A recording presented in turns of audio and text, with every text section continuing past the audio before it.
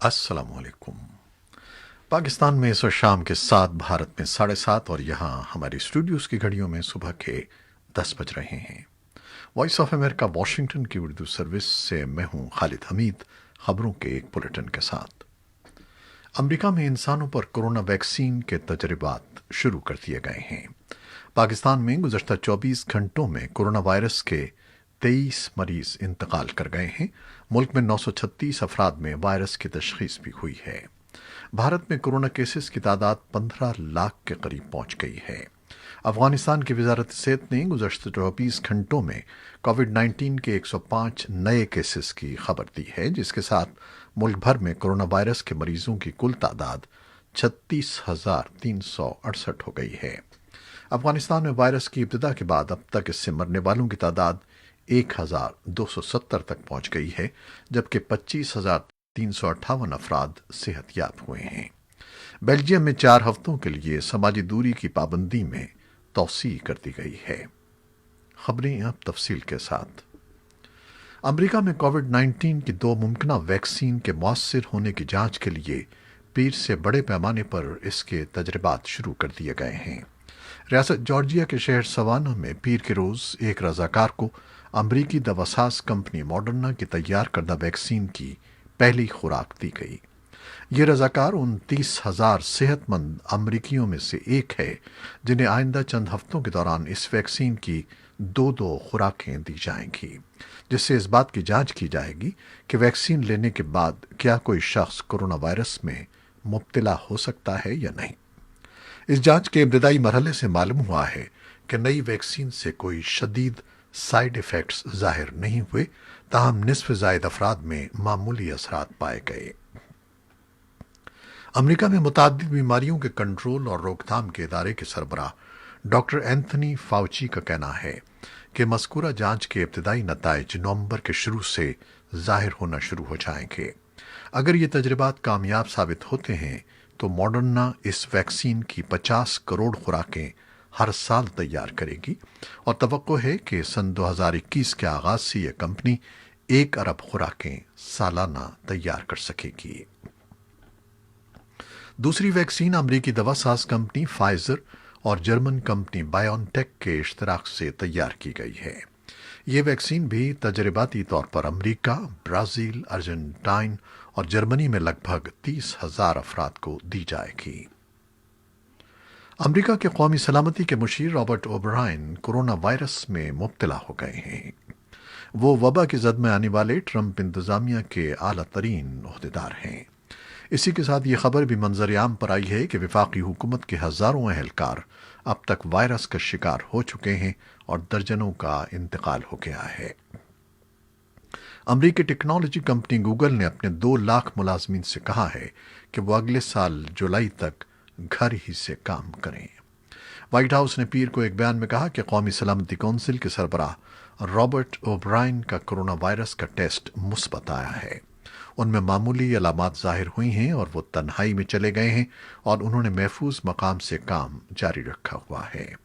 O'Brien को सदर Trump से मुसलसल राब्ता रहता है, लेकिन सदर ट्रंप ने पीर को व्हाइट हाउस में सहाफ़ियों को बताया कि उनकी हालिया दिनों में ब्रायन से मुलाकात नहीं हुई है।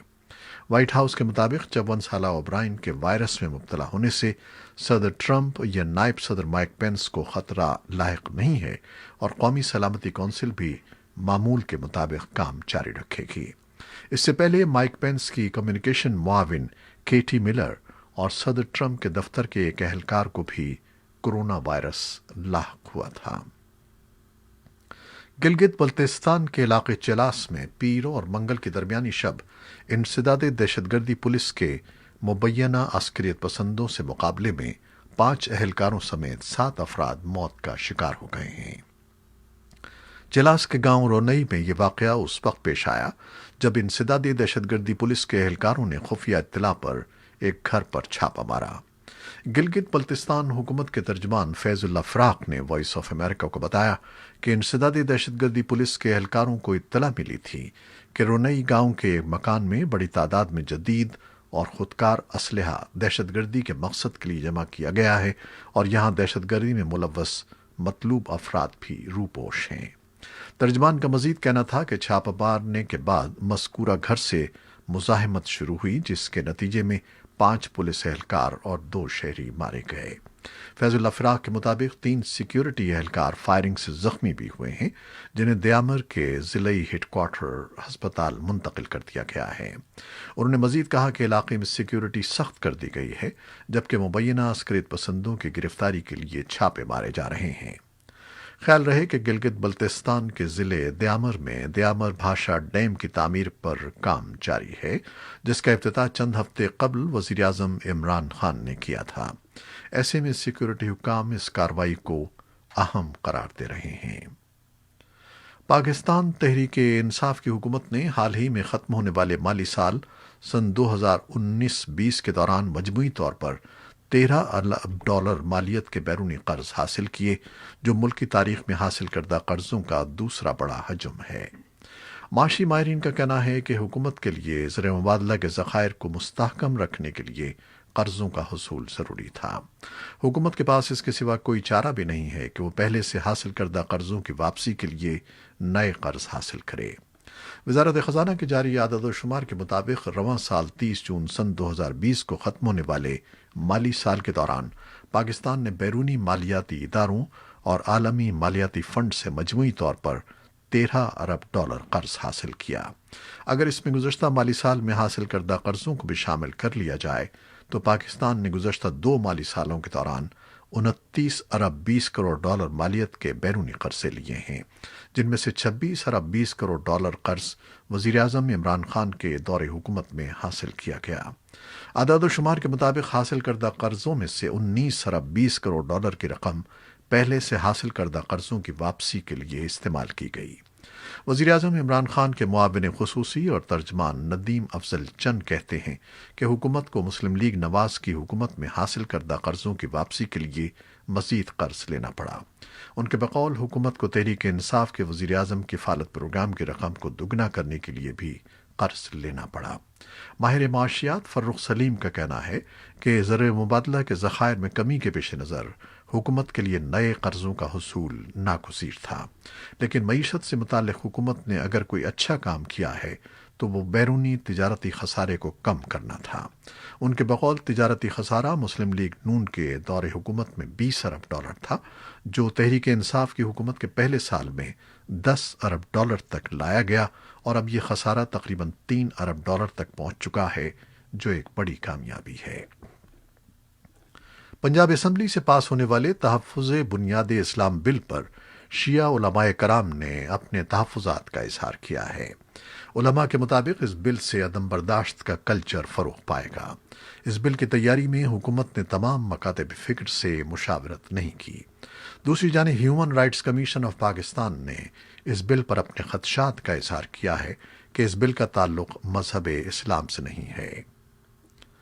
سندھ حکومت نے وفاقی سطح پر قائم national command and operation centre کے فیصلے کے تحت صوبے میں مویشی منڈیوں کے لیے اوقات کار میں 4 گھنٹے کی توسیع کر دی ہے، تاکہ شہری عید الاضحیٰ کے موقع پر سنت ابراہیمی کی ادائیگی کے لیے جانوروں کو بآسانی خرید سکیں۔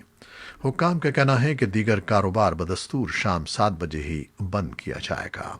تاہم تاجروں نے اس فیصلے پر مایوسی کا اظہار کرتے ہوئے مطالبہ کیا ہے کہ صوبے بھر میں ہر قسم کے کاروباری سرگرمیوں کے لیے اوقات کار میں توسیع کی جائے۔ طالبان کے لیڈر ہبت اللہ اخنزادہ نے اپنے عید الاضحیٰ کے پیغام میں افغانستان کے 5 اڈوں سے امریکی فوجوں کے انخلا کا خیر مقدم کرتے ہوئے کہا ہے کہ امریکہ اور طالبان کے درمیان طے ہونے والے سمجھوتے کے تحت افغانستان سے تمام غیر ملکی فوجیں نکل جائیں۔ انہوں نے کہا کہ داعش امریکہ کے ساتھ دستخط شدہ معاہدے کی مکمل پاسداری کرے گا۔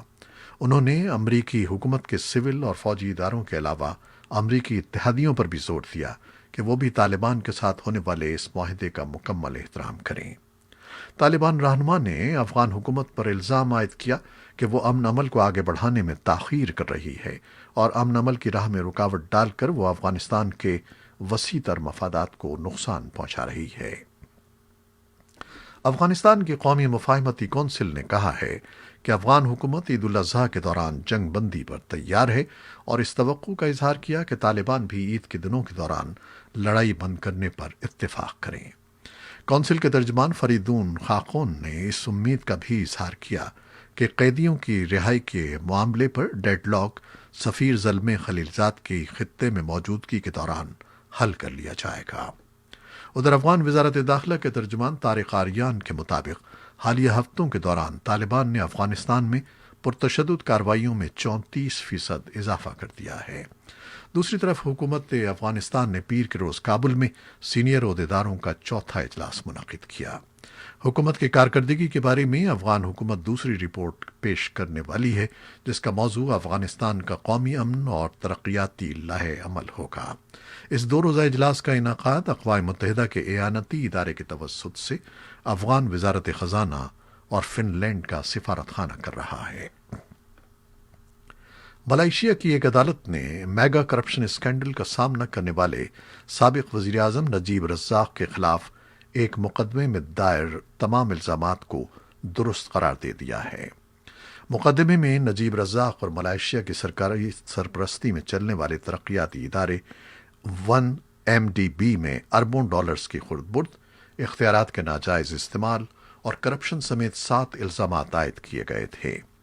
کوالالمپور ہائی کورٹ نے منگل کو نجیب رزاق کے خلاف مقدمے کا فیصلہ سناتے ہوئے کہا کہ تمام ثبوتوں اور شواہد کی روشنی میں عدالت اس نتیجے پر پہنچی ہے کہ پروسیکیوشن اپنا کیس ثابت کرنے میں کامیاب رہی ہے اور وکیل صفائی اپنا کیس ثابت نہیں کر سکے ہیں۔ نجیب رزاق نے صحت جرم سے انکار کیا تھا اور انہوں نے اپنے خلاف آنے والے ممکنہ فیصلے کو اعلیٰ عدالت میں چیلنج کرنے کا عندیہ بھی دیا تھا۔ نجیب رزاق کا موقف ہے کہ ان کے خلاف بنائے گئے تمام مقدمات سیاسی ہیں اور اس معاملے میں انہیں بینکرز نے گمراہ کیا۔ منگل کو نجیب رزاق جب عدالت میں پیش ہوئے تو ان کے حامی بھی بڑی تعداد میں عدالت کے باہر موجود تھے۔ ان کے حامیوں نے نجیب زندہ باد کے نعرے بھی لگائے۔ امریکہ کے اٹارنی جنرل ولیم بار آج منگل کے روز ایوان نمائندگان کی جوڈیشری کمیٹی کے سامنے سماعت کے لیے پیش ہو رہے ہیں۔ توقع ہے کہ قانون ساز ان سے ٹرمپ انتظامیہ کے بارے میں مختلف امور پر سوال کریں گے۔ ان میں امریکہ کے شمال مشرقی شہر پورٹلینڈ میں ہونے والے مظاہروں کے رد عمل میں وفاقی عہدیداروں کی تعیناتی کا معاملہ بھی شامل ہے۔